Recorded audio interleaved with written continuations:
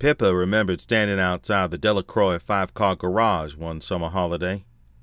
The Firebird's hood was popped so she could gaze in wonder at the engine, barely able to believe the car she'd scrimped and saved to buy from the guy with the swamp was hers.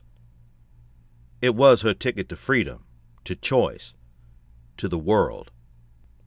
Then came the crunch of footsteps on the gravel behind her. She'd known it was Griff before she'd even turned around. Something about the lazy strides, the prickle of skin at the back of her neck, the wave of heat that hit her before his large body had blocked out the sun. He'd leaned beside her then, his big hands curling around metal. Then he'd laughed and shaken his head. "Pipsqueak," he'd said in that deep Louisiana drawl that did exquisite things to the backs of her knees. "What have you gone and done?" "Bought and paid for my own car, which is more than you've ever done."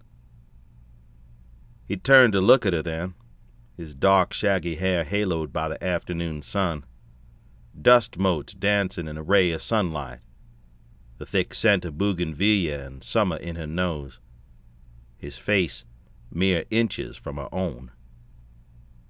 "You got me there, Pipsqueak," he'd said, his voice husky and deep. She hadn't dared breathe for fear of fracturing the moment.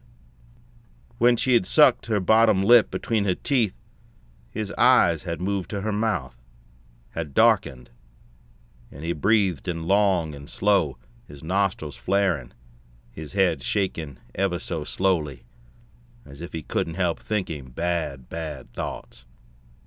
She'd been 17 years old, and it was the first moment she'd known what true desire felt like. Not a crush or puppy love, but grown-up, hot, luscious, rich, decadent, dangerous need. Then Brent had arrived, twirling the keys of the BMW his folks had bought him the day he got his license. He'd bounced up to them, flung an arm over Pippa's shoulders, and, grinning, said how cool her car was, and dragged her away to meet the gang for ice cream. She'd looked over her shoulder, half expecting Griff to be watching her walk away, doing that dark, brooding thing he did so deliciously well.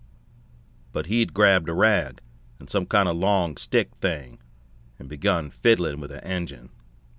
It wasn't the last time she'd found him beneath her hood that summer.